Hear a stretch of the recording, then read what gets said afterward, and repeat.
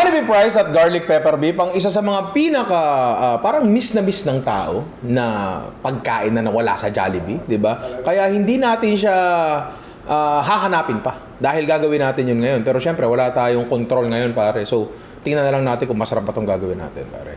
Ang beef na gagamitin natin ay eto, pare. Beef sukiyaki. Admittedly, hindi ata ito ang ginagamit ng Jollibee nung araw. Kasi parang medyo mas makapal ng konti yun eh. Pero para sa akin, isa to sa pinakamagandang gamitin kasi una sa lahat, madaling hanapin. Pangalawa, ang nipis na niya, pre. Sobrang nipis na niya. So, wala nang palambuti na mangyayari. Pag walang palambuti, ang ibig sabihin nun, walang shrinkage na mangyayari sa karne mo. Di siya i-impes. So, mas marami kang makakain. Yun naman ang gusto natin. Di ba, pare? Tama.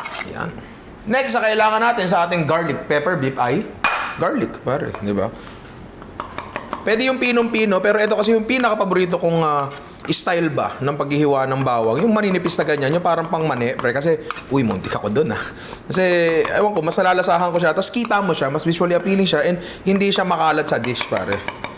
Sa isang pan, ang pinili ko ay non-stick. Pwede pero namang stick pan. Kahit anong meron kayo dyan. Painitin na natin yun. Hanggat hindi pa masyado mainit, yung medium heat lang siya, pwede nating ilagay ang ating bawang. Kasi nakikita ko sa mga chef eh. Kinukuha yung mga chopping board. Tapos ginaganon nila. Ginaganon nila. Eh, syempre ikaw din. Chopping board. Ako rin, ang gitero ako.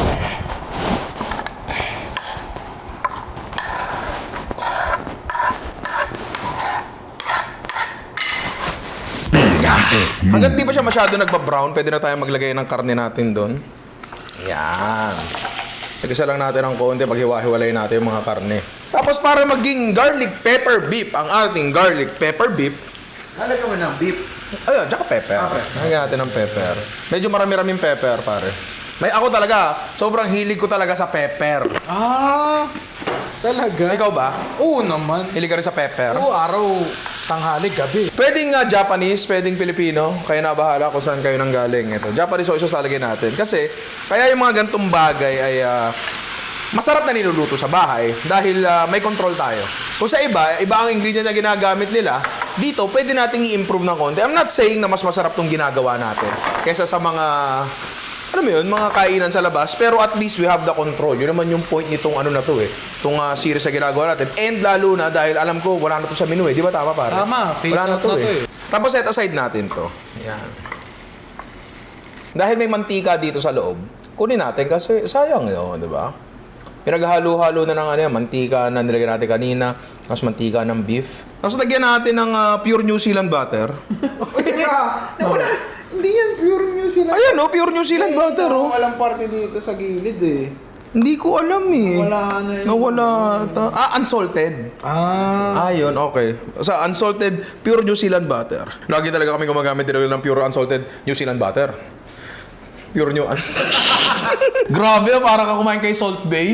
May gold leaf, pare. Gold leaf pala. Lasunin mo pa kami eh. Pag tunaw na ang ating butter, natin ng konting all-purpose flour.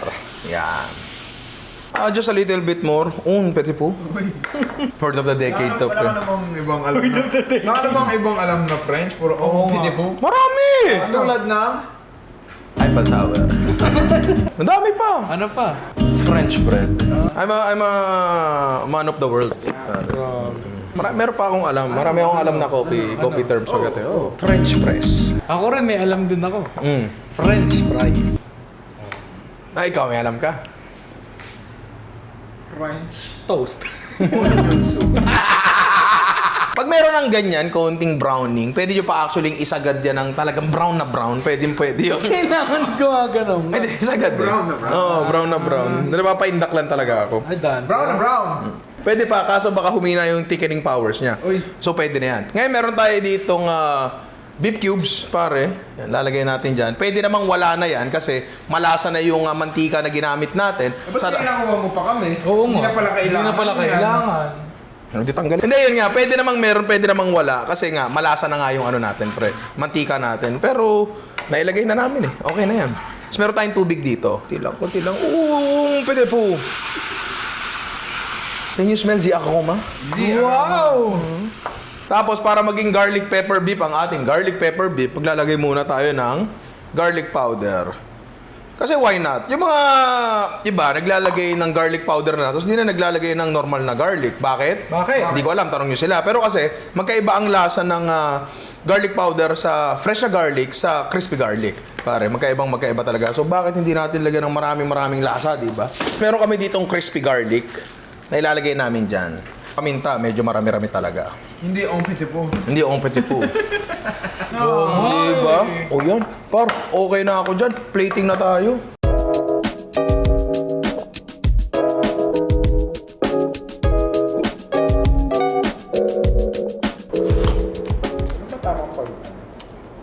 Garlic pepper beef. Ay, grabe talaga. Di ba? Iba to, pre. Ang sarap. This brings me back to simpler days, pare. Naalala ko kasi tol yan. Oh. Yung garlic pepper beef kasi, talagang naging parte to ng paglaki ko. Ng pag-angat ko sa buhay. Kasi tol, alam mo na 2017. Cut! Next na! Next na, Oo. yung ating honey beef rice. Yo. Gusto mo na ba yan? Pero mamaya, hapunan muna ako dito, pre. Pahinga muna kayo dyan. So, honey beef rice nga ang gagawin natin. Kasi, ano yun eh, yun yung parang yun yan eh. Diagonal yun eh, nasa taas. Oo, yun yung dalawang option, di ba? Sana all option. Anyway, sisimulahin sa sibuyas. Pasiwain din natin ng dahan-dahan nga, dahan-dahan. Ay, grabe ka, lolo. Biglang lumabas yung katawan nyo. Natin ng mantika. Lagyan natin ng tulad ng kanina, soy sauce. Pwedeng Japanese, pwedeng Filipino. Bahala na kayo. So, pwede natin ilagay yung sibuyas natin. Di ba pwede? Pwede na ngang ilagay, kaya nga nilagay ko eh. Hindi ko maintindihan kung bakit dinala ko pa dito. Isasalin ko lang naman dito. Meron tayo ditong New Zealand butter, pare. Yan, lagyan natin dyan. Lagyan natin ng konting, again, APF. Tubig, pare. Parang kanina lang, dahan-dahan. Meron mga conflicting accounts sa mga nakuha naming detalye sa internet. Yung iba, naglalagay daw ng oyster Hindi yan galing sauce. sa internet, ni-research natin yan. Nagbuhos tayo ng oras, panahon at pera para ma-research yan. Hindi yan galing sa internet. Hindi. Galing po pala sa Baulan Jollibee. Oyster sauce, yung iba naman nakalagay hoisin sauce. Siguro ano na lang, kahit anong itim, di ba? Langis, bahala kayo. Kung ano na lang siguro available para sa inyo. Mas pinili namin ipakita na oyster sauce ang ginagamit namin dahil mas accessible ito, di ba? Tapos meron tayo ditong bukid noon 100% real honey. Whatever you like.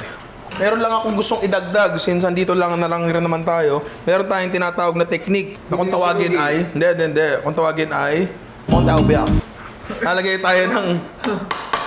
tayo ng butter dyan at papatayin natin. Ulit, ano yung salita? Mont Aubiac. Oh, bro. Pwede po mo, kaubyo. So ang ginagawa natin, basically, tinutunaw natin yung butter habang patay yung apoy, tapos hinahalo natin para hindi mag-split tulad ni Mystica and mag-emulsify siya ng mabuti dun sa sauce natin, di ba? Mabibigyan ito ng kakaibang thickness at sheen ang ating sauce, pare. Di ba? Oo.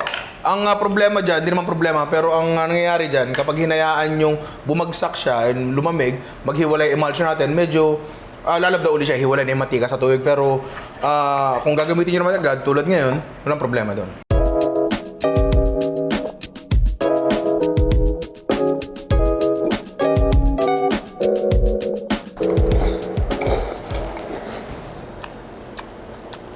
Anong nangyari? Ayun na. Trip ka ba? Ito na yun, sasaniban to. Ang sarap. Sarap. Nagtagalog si Genghis Khan. Usually kasi yung mga masasarap, hindi easy to get yan eh. Diba? Ito, sobrang basic lang, naggisa-gisa ka lang ng konti, gumawa ka ng konting sarsa, handful of ingredients lang, diba? Sobrang sarap and higit sa lahat, very nostalgic, pare. It brings me back to a simpler time in my life.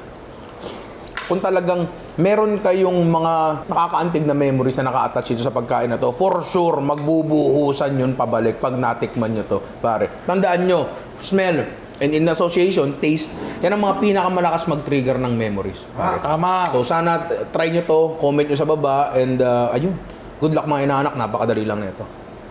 Noon na noon pa naman din, napaborito ko ng karne ang beef sukiyaki. Kahit nung actually na-discover ko to, nasa resto ako. Kasi meron kami binibilang dati na ito na parang kapresyo lang siya ng normal na baka. To sobrang nipis nga. Dahil nga manipis siya, bilis lutuin, walang shrinkage talaga. So hindi nagbabago yung food cost mo. Basta maganda yung costing sa kanya. So itong dalawang niluto natin, napakagandang expression nito ng beef sukiyaki. Kasi kung titingnan mo, halos parehas lang naman din yung ginawa natin. Wala naman talagang masyadong naiba.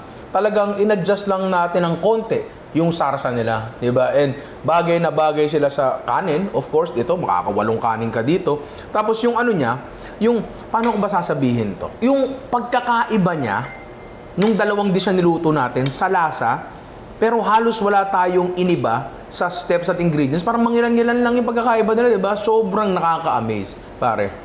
Meron kayong beef sukiyaki. Pag-isip kayo ng mga existing na sarsa na pwede sa beef. O, sukiyaki Bicol Express. Teka, wag yun. Baka may...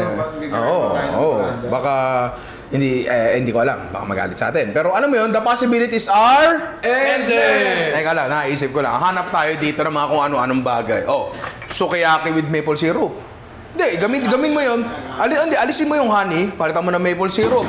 Oh, sukiyaki with Mustard, mayonnaise. char siu, sukiyaki with mayonnaise, so pwede na sa sandwich yun. Diba? Sukiyaki with sesame oil. Pwede. Ba't hindi? Ito yung panggigisa mo. Diba? Sukiyaki with nor seasoning. Siyempre. Ba't may goma pang kasama? Pero diba?